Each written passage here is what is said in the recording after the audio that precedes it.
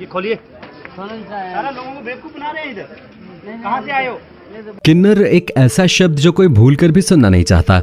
हमारे समाज में किन्नरों का क्या दर्जा है ये तो आप सभी अच्छे से जानते हैं। ऐसे में वो क्या मजबूरी है जिसकी वजह से भारतीय नौजवानों को नकली किन्नर बनकर घूमना पड़ रहा है? क्यों किन्नर न होते हुए भी लड़के किन्नरों की वेशभूषा धारण करके लोगों को ठगने के काम में लगे हुए हैं?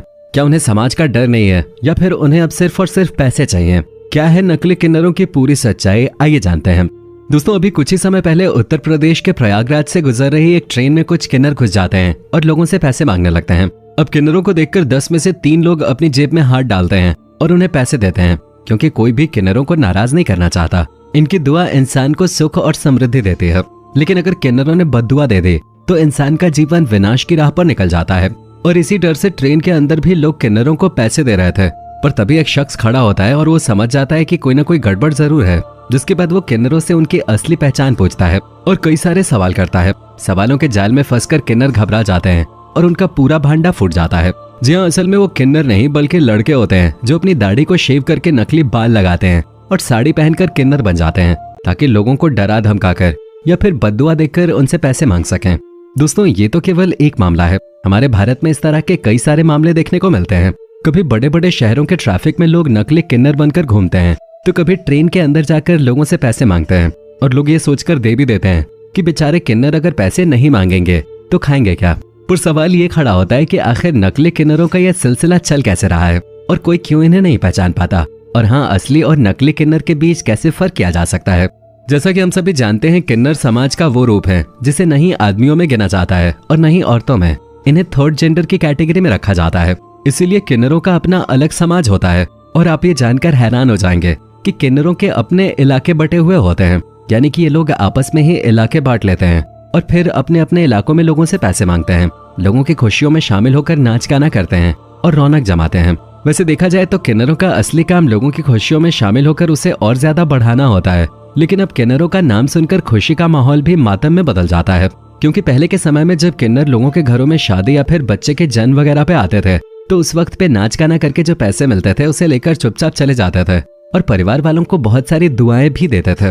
लेकिन अब जमाना बदल गया है। किन्नर अपनी मुंह मांगी कीमत लेते हैं और अगर कोई देने से मना कर दे या फिर उसके पास पैसों की व्यवस्था ना हो तो उसके घर के पास तमाशा करने लगते हैं, नंगे होकर नाचना शुरू कर देते हैं, जोर जोर से चिल्लाने लगते हैं। और अगर इन सारी चीजों से भी काम नहीं बनता तो किन्नर बद्दुआएं देते हैं, फिर थक हार कर लोगों को पैसे देने ही पड़ते हैं।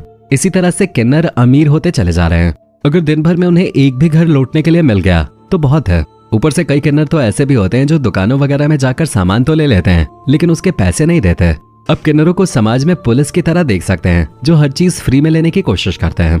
हम ये नहीं कह रहे हैं कि सभी किन्नर इसी तरह होते हैं। कुछ किन्नर ईमानदारी की जिंदगी जीते हैं और समाज में अपना दर्जा ऊंचा करने के लिए काफी मेहनत भी करते हैं। तभी तो आज मेडिकल से लेकर लॉ तक हर एक फील्ड में आपको किन्नर बेहतर तरीके से आगे बढ़ते हुए नजर आ जाएंगे।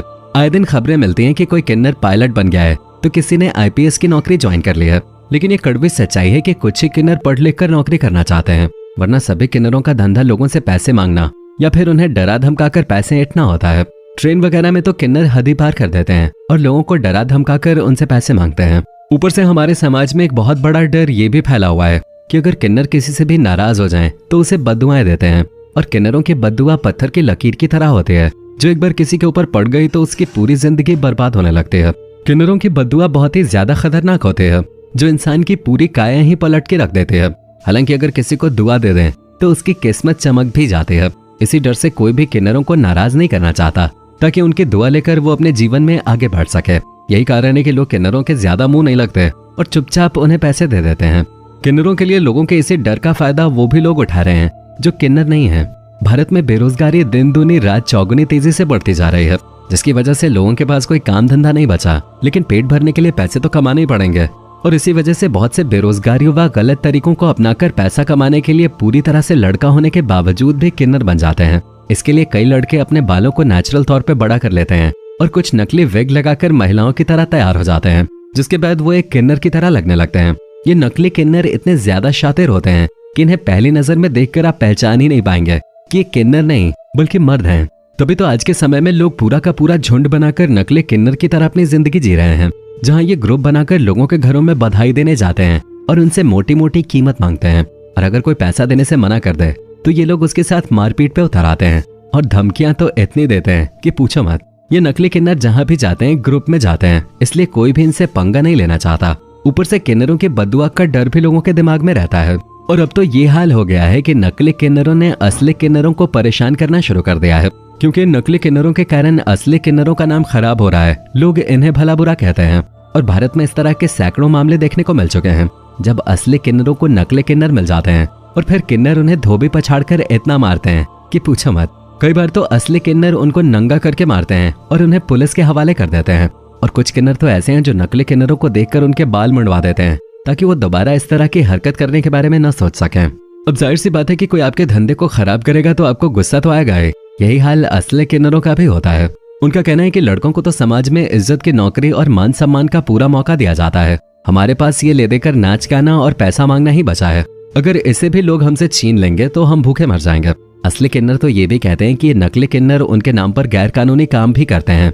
कई जगहों पर जाकर ये लड़कियों को भी छेड़ते हैं और उनके साथ बदतमीजी करते हैं।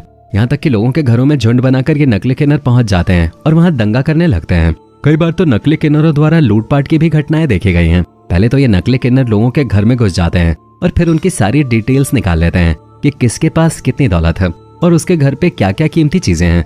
इन सारी जानकारियों का इस्तेमाल ये नकली किन्नर चोरी करने के लिए करते हैं।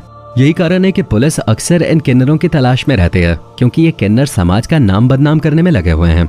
वैसे दोस्तों, कितने दुर्भाग्य की बात है ना, बेरोजगारी इतनी ज्यादा बढ़ गई है कि जो मर्द किन्नर शब्द को गाली समझते हैं और अगर कोई उन्हें गलती से भी हिजड़ा कह दे तो गुस्से से आग बबूला हो जाते हैं, वही मर्द आज खुद नकली किन्नर बनकर सड़कों और ट्रेन वगैरह के अंदर घुसकर लोगों से पैसे मांग रहे हैं। और इन सबके पीछे की सबसे बड़ी वजह बेरोजगारी है, क्योंकि अगर लोगों को नौकरियां मिल जाएंगी तो उन्हें इस तरह के काम करने की जरूरत नहीं पड़ेगी। और कई सारे लोगों के मन में सवाल चल रहा होगा कि आखिर हम असली और नकली किन्नर में फर्क कैसे कर सकते हैं और किस तरह हम अपने आप को इनके चंगुल से बचा सकते हैं। तो दोस्तों, सिंपल सी चीज है, किन्नरों की जो आवाज होती है वो नहीं मर्दों की तरह होते हैं और नहीं औरतों की तरह, इसीलिए आप उनकी आवाज सुनकर भी पहचान सकते हैं कि ये किन्नर हैं या फिर नहीं। साथ ही साथ जब आप किन्नर को देखेंगे तो उसके शरीर की बनावट महिलाओं जैसी होती है, लेकिन उसकी आवाज और चेहरे पर आने वाले बाल के साथ साथ कदकाठी पुरुषों की तरह होते हैं। यानी कि किन्नर महिलाओं और पुरुषों का मिला जुला संगम होते हैं। इसलिए अगर आप किसी किन्नर को देखते हैं और वो बिल्कुल मर्द की तरह लगता है, बस उसने मेकअप किया होता है और उसके बाल लंबे होते हैं, तो समझ जाइए ये नकली किन्नर है।